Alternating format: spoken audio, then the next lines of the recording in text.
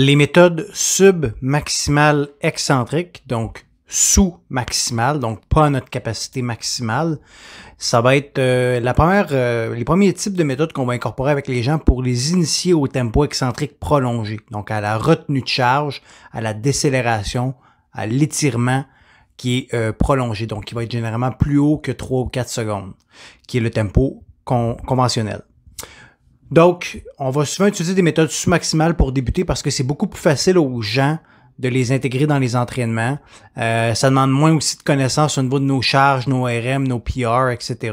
pour adapter les charges.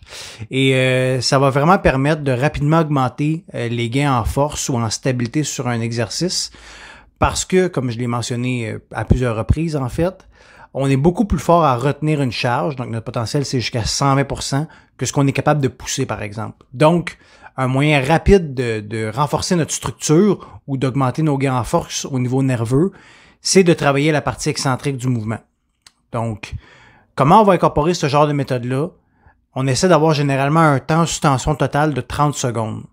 Et le tempo et le nombre de répétitions va varier en fonction de ça. Donc, la première variation qu'on va voir qui est la plus simple, ça va être 6 répétitions en 5-0-X0, donc en 5 secondes excentriques. Et la méthode la plus complexe qu'on va avoir, généralement, ça va être 3 répétitions en 10-0-X0. Donc, je descends ou j'étire en 10 secondes.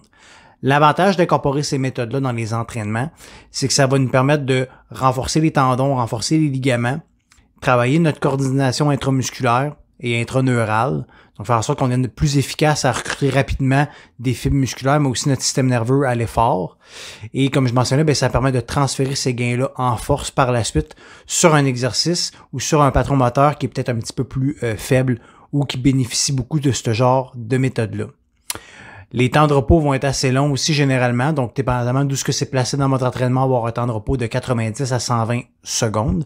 Donc si c'est en exercice primaire au niveau de vos sessions, donc en série A, sur un squat, un bench, des choses comme ça, ben c'est sûr que le temps de repos va être un petit peu plus long parce que on recrute plus d'unités motrices, le mouvement est plus complexe, les charges vont être plus lourdes, donc on a besoin de plus de temps de récupération pour être en mesure de répéter la performance.